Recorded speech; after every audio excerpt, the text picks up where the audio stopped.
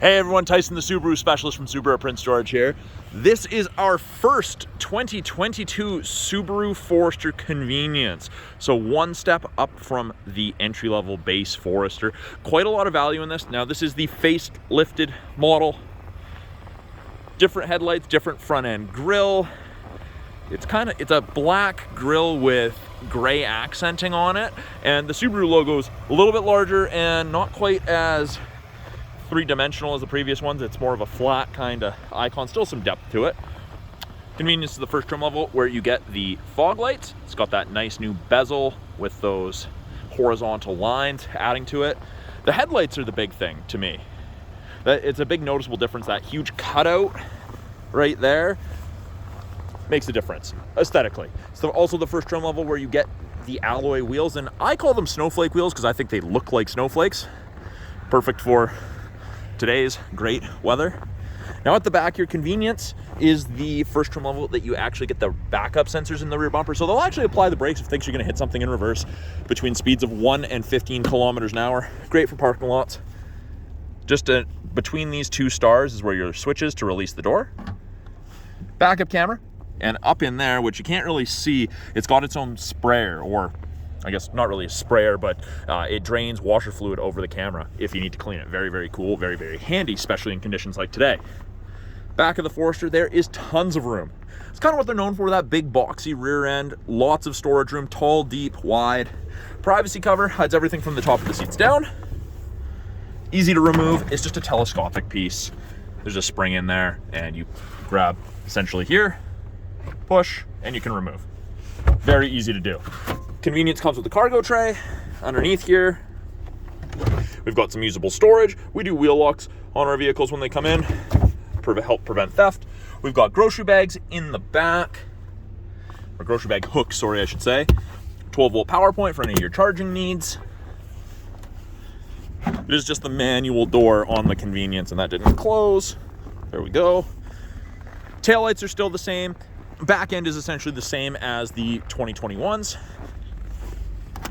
In the second row, plenty of room to fit up to 3 people, even taller people fit. There's tons of headroom. The middle seat armrest comes down out of the middle. That is not in the entry level.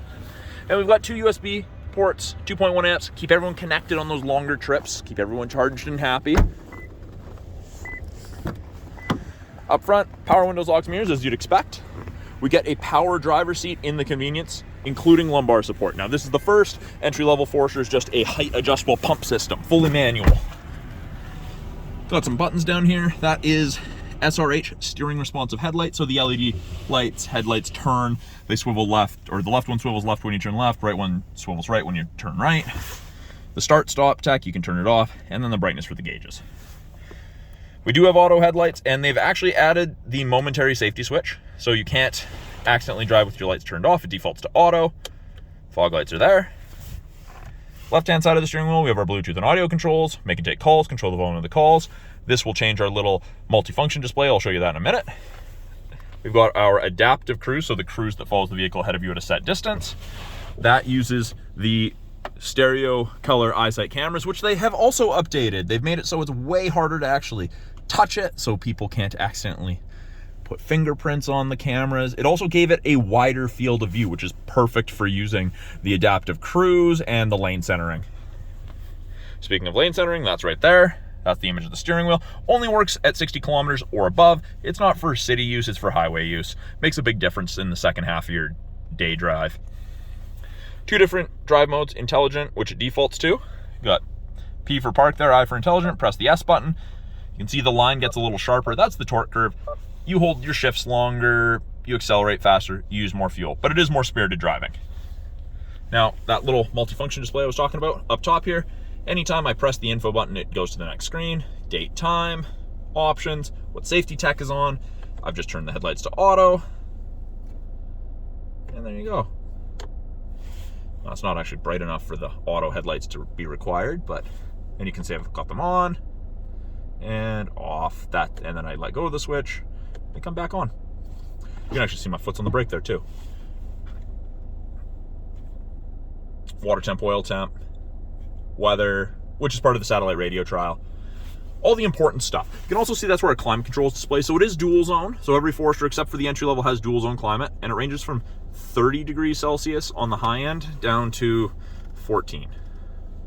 So from freezing to tropical, depending how you and your pastures like it. I know 15 doesn't sound cold, it's freezing. Easy to sync it back to just one driver controlled temp. Nice AM, FM, CD satellite radio. Yes, we still have a CD player. Lots of companies don't do that. It is all touchscreen, or we have the physical buttons down here. From the home, you can select your My Subaru app. You can plug your phone in for Apple CarPlay, Android Auto. That's where Travel Link is where you'd make changes to the weather. You want to look at Prince George, you can do that. Does the major centers. Change your settings. Put it in reverse. Backup camera pops up. There's snow on the bumper right now. So that's why the sensors are going off. If I wanted to disable those, press and hold, and it goes gray. Does show you the top of the bumper a little bit there, so you can get a frame of reference. As I was saying, you adjust the screen physically from there. We've got our climate controls here. Mode changes where the airflow is coming from. Every time I touch it, it's going to change. And we've got driver temp, fan strength, passenger side. This does your heated mirrors, back window, and your wiper area of your windshield, which is the best thing ever with the freezing weather that we get and the freezing rain. It's unreal. Automatic transmission. Got drive. You do have manual mode, so if you want to select your own gears and have full manual control, you can do that. You can also use the paddles while you're in just D for drive. It just works slightly differently. Parking brakes are now electronic. Pull up to turn it on. If your foot is on the brake, you push down, goes off. AVH is a vehicle holder, a brake holder for construction, rush hour traffic, or drive-thrus. We've got X mode, which is kind of like 4x4 low in a pickup, so you have to be stopped. Press it.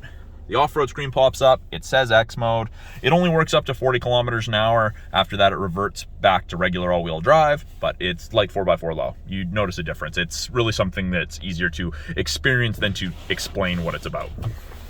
Heated seats, high and low for both the driver and passenger. And part of that 3-year trial of the connected services, you get the SOS services, and then you get concierge or roadside. So in the event of a medical emergency, a small accident where your airbags don't deploy, or you feel unsafe, press the SOS button. You'll be in contact with someone who can get you the proper emergency services, whether that's first responders, ambulance, or police. And then this one, you press it, you'll talk with someone, you can get roadside to your location.